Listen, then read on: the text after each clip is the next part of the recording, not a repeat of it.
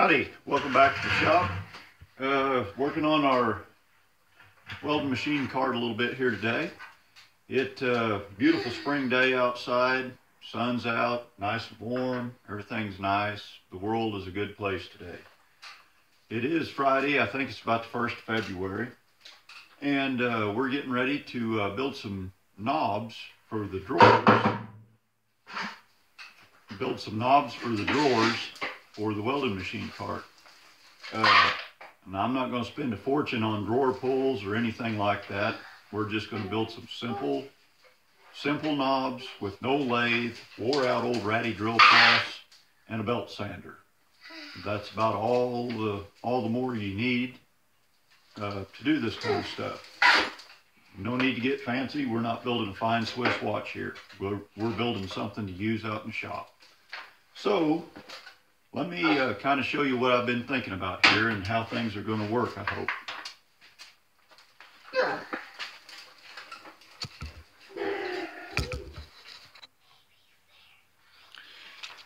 Okay, so this is just kind of a mock-up of the drawer front.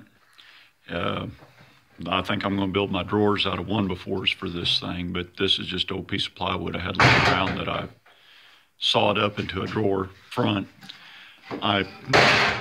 Elijah, quit. I'm probably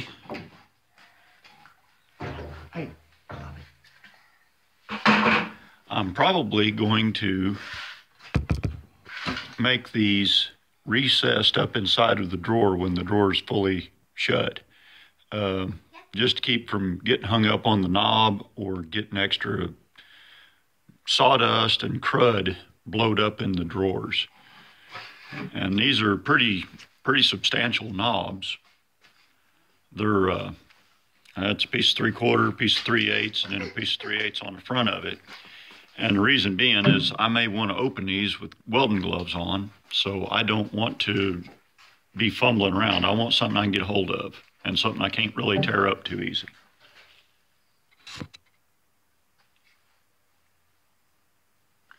Okay, so if you're going to have a bunch of knobs made out of a bunch of wheels, then you need something to cut a bunch of wheels. These are just regular old hole saws. They're not terrible expensive. They are, they do cost some money, but they're not terribly expensive.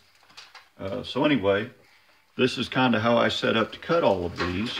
Now I've cut, I don't know, about a dozen of each. I only need nine of each, but I always cut extras because if you're cutting, it's not that hard to cut a couple extras. One of the things that I do is I usually clamp something on the back when I'm doing a whole bunch of stuff like this, so I don't have to fool with looking at both sides. Another thing I do, and I don't know how well you'll see it in the camera, is I line up the edge of my hole saw with a void, the part that I just cut out, but I'll sight down the side of it and kind of look through there, and that will give relief for somewhere for the sawdust to come out. Otherwise, you're clogged up with sawdust and you're burning up, and this thing, your hole saw is getting hot and it's clogged and it's a pain in the butt to get them out. So this makes it a little bit easier if it just lets the sawdust come out. So at this point, you probably want to mute your TV or whatever, and because this is going to get loud.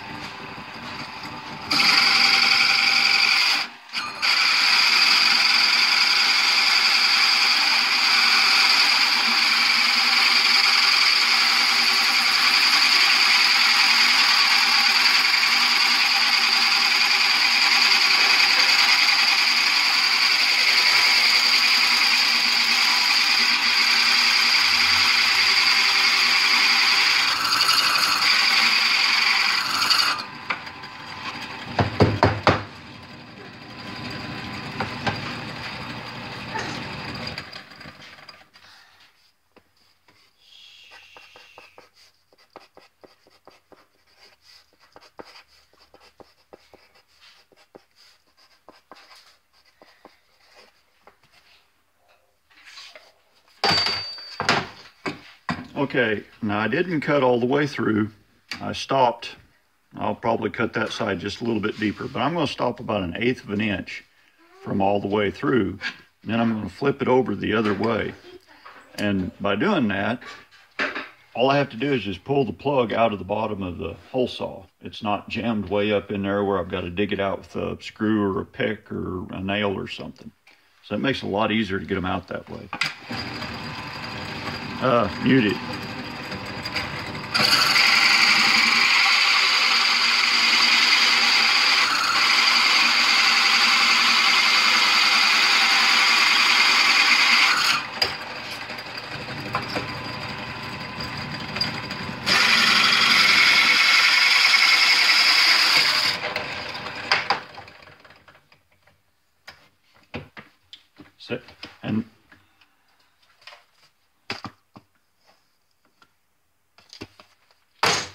And since the sawdust wasn't all packed up in there, real easy to come out. That's not even really hot. It's just kind of warm. So now to sand all of these, I mean, you can sand anything any which way you want.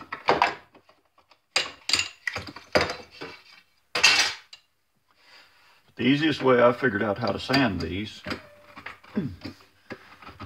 Good night, old living.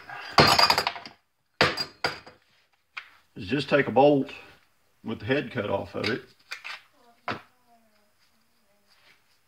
Obviously 1/4 inch bolt, because that's the pilot on that is 1/4 inch.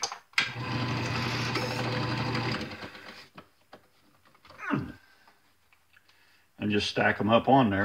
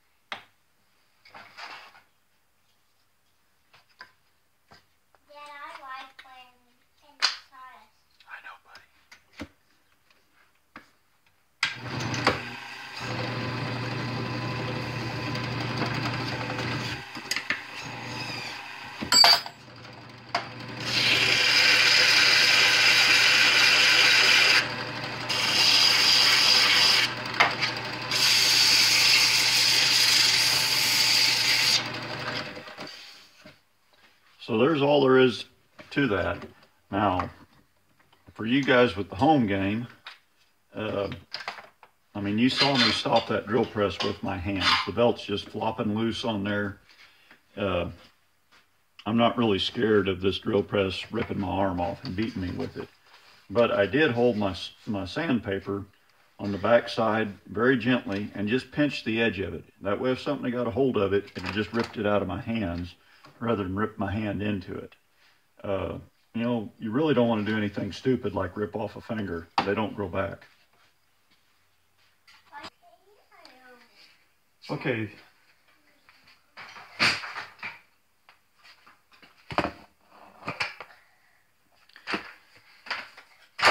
Okay, this is just my cheapo Craftsman belt sander. I've had it for I don't know how long. I've done a few modifications to it. But, you know, you might want to dress the sides of your pull part, the part that's on the outside. You know, this is the part that you're touching. So, you know, you might want to dress them sides up a little bit if your plywood looks as ratty as this does. So, one of the things that I do a lot of times is, you know, my belts get all loaded up. I don't know how bad that looks from the camera's point of view, but my belts do get loaded up with sawdust and stuff.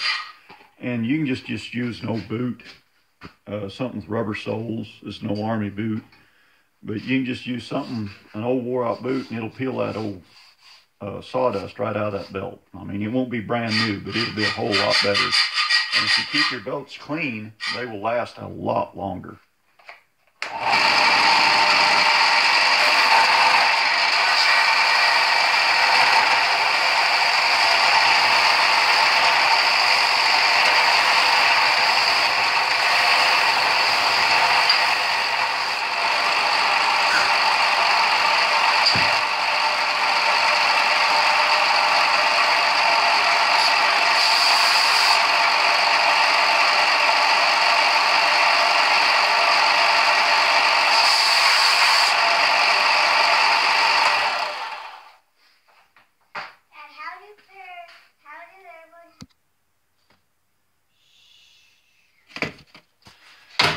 Okay, your drawer pulls here, the part that you actually get a hold of, the part you see, you know, you want to knock that edge over on them.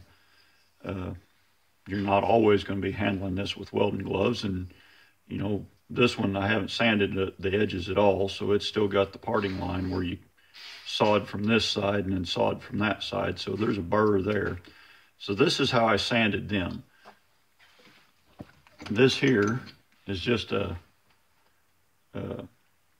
5/16 lag bolt with the head cut off of it, and just cram it up in the chuck, tight chuck up, and this is going to get loud.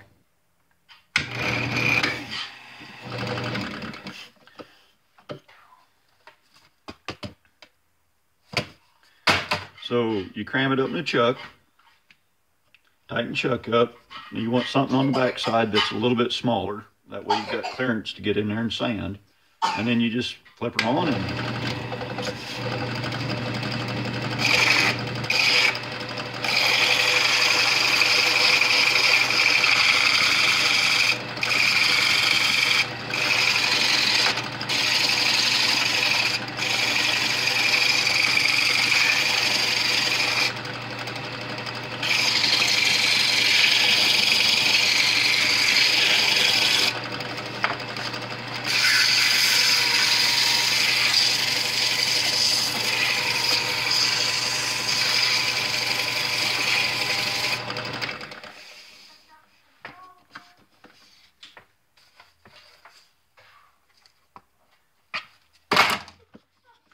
there you go.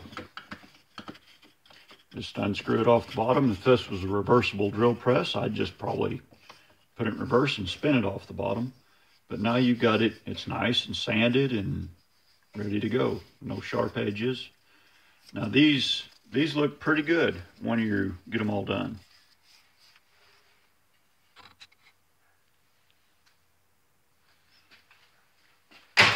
Okay, so these are just piled up on a piece of all thread. Nothing real fancy, just a piece of 1/4" all thread. I think you can see where I'm going with this.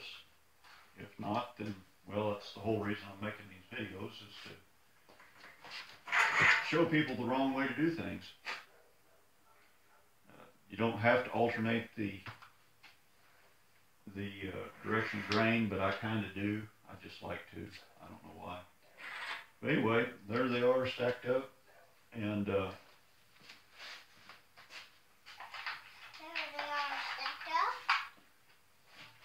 put a nut washer on them, tighten them down.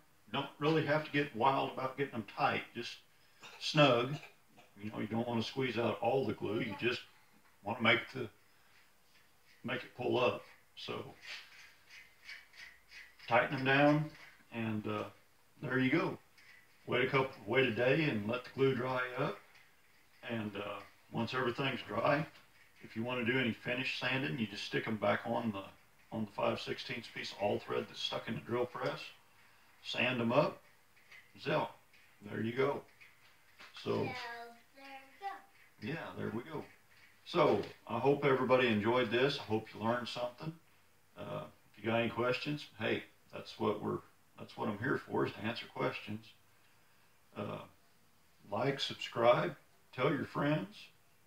If you see my picture on the post office wall, I really didn't do it.